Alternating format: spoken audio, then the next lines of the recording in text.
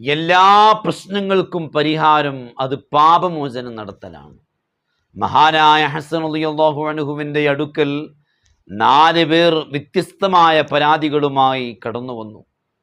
അക്കൂട്ടത്തിൽ ഒന്നാമൻ അവിടുന്ന് പറഞ്ഞു, മഴയില്ലാതെ ഞങ്ങൾ ജലക്ഷാമം അനുഭവിക്കുകയാണ്. ജലമില്ലാതെ ഞങ്ങളുടെ കൃഷികളെല്ലാം നശിച്ചു പോയിക്കൊണ്ടിരിക്കുകയാണ്.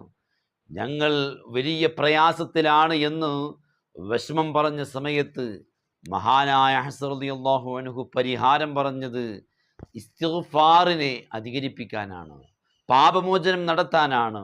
ഉടമസ്ഥനായ അള്ളാഹുവിനോട് ഇരുകരങ്ങളും ഉയർത്തി തെറ്റുകളിൽ നിന്ന് വിട്ടുനിന്ന് ചെയ്തു പോയ പാപങ്ങളിൽ നിന്ന് അള്ളാഹുവിലേക്ക് പാപമോചനം നടത്തി അടുക്കുവാനാണ് ആ മഴയില്ലാത്ത വിഷമമനുഭവിക്കുന്ന ജനങ്ങൾക്ക് അവിടുന്ന് പരിഹാരം പറഞ്ഞു കൊടുത്തത്.